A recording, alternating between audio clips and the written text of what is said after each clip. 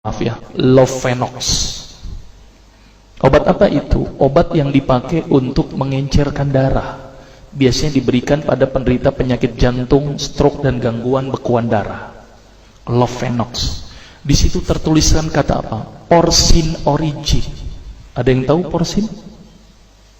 Ada yang tahu? Nggak ada yang tahu. Berarti kalau dokter ngeresepin obat apa aja ditelan semuanya nih. Masya Allah. Porcine itu isinya Pak, babi Pak.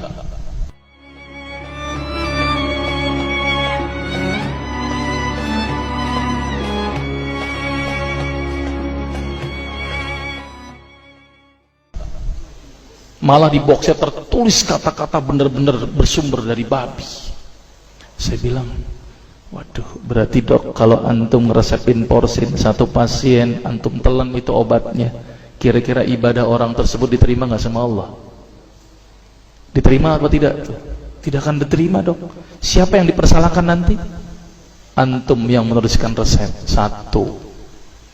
Diambil lagi obat yang kedua. Saya cerita latar belakang dulu ya sebelum saya terapi senyum. Diambil obat yang kedua.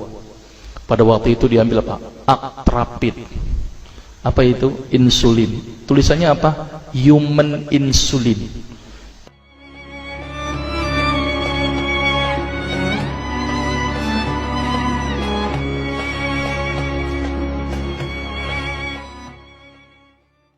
Jadi diambil dari manusia yang telah meninggal, diambil pankreasnya, insulinnya, yang menderita penyakit kanker pankreas, dibuatlah obat. Berarti dokter sudah menyuntikkan manusia ke dalam manusia. Diambil lagi obat yang ketiga. Luar biasa ini dokter. Apa Ustadz ini? Diambil obat namanya analsik.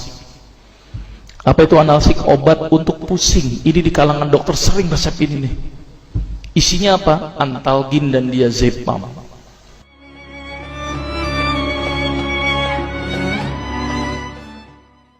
Diazepam, makanya kalau orang minum obat ini pasti ketagihan, saya yakin. Kalau minum obat warung nggak ngefek gitu. Karena kenapa? Karena mengandung diazepam. Diazepam itu apa? Narkoba Pak, bikin kita teler. Maka itu cara nyari uang paling gampang, kasih aja resepin analsik, pasti balik lagi dia. Karena kenapa? Narkobanya bikin kecanduan. Dia mengandung diazepam. Diazepam fatwa ulama bagaimana? Haram. Diambil lagi obat batuk, kodein.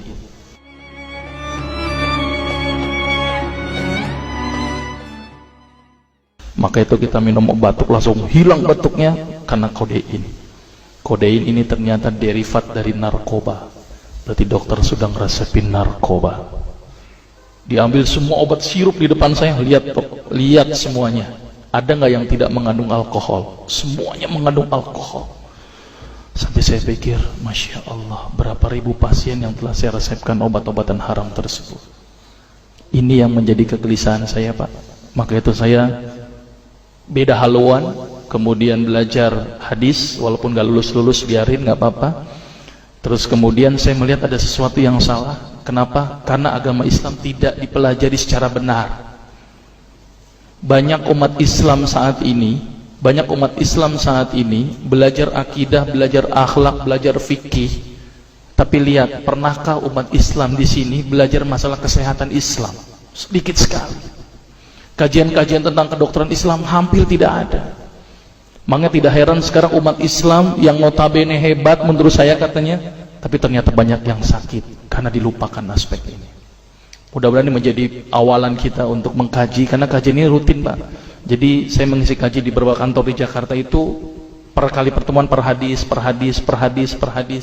Dan itu berhubungan dengan masalah kesehatan semuanya. Jadi ternyata Allah ini menurunkan ibadah, memerintahkan kita untuk sholat, puasa, tahajud, semuanya ini bukan untuk kepentingan Allah Pak.